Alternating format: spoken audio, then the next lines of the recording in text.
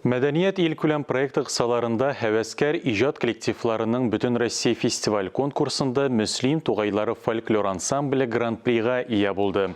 Фольклор ансамбль грант уткан акчага яңа уен коралларын һәм сәхнә костюмнарын яңарткан.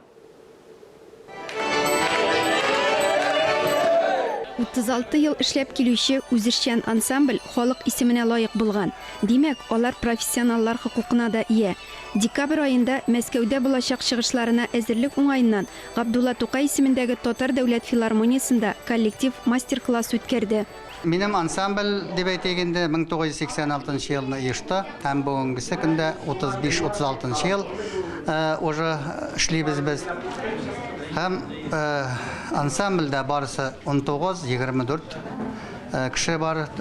Составында музыка мәктәбе укытучылары һәм район культура йортында эшләүче эшчеләр дип әйтгәндә.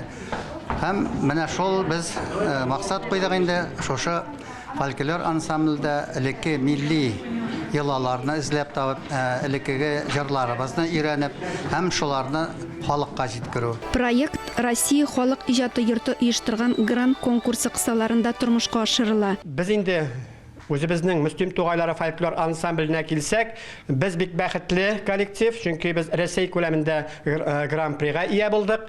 Һәм инде без үзебезнең татар халкына гына хас булган, татар халкына гына ягымлы булган җырларны, моңларны, биюләрне үзебезнең халыкка җиткерүбез белән. Мастер-класс программасында Мөслим тугайлары ансамбле белән бергә Татарстан Республикасы дәүләт фольклор музыкасы ансамбле үрнәк күрсәтте. Дәүләт фольклор ансамбле җитәкчесе Айдар Файзрахманов мөслимлеләргә үз киңәшләрен бирде. Менә татар халкы һәр вакытта да тәлиян гармун узата барган. Мәҗлес мул, гаскәр сафына китем ул. Әгәр дә киленне каршы алмый, менә Фәнис абый шуны онытмый икән. Әйдәле, фу ансамбле Мөслим тугайлары ансамбленың җитәкчесе Фәнис Абдулла Фәнис. Милли кием, җыр һәм бию осталыгына багышланган мастер-класс Татарстан Республикасы мәдәният өлкәсендә инновациялар кертү һәм традицияларны саклау ресурсы үзәге ярдәме белән үтте. Ләлә Зайнуллина, Ринат Сахибгареев, Татарстан яңалыклары.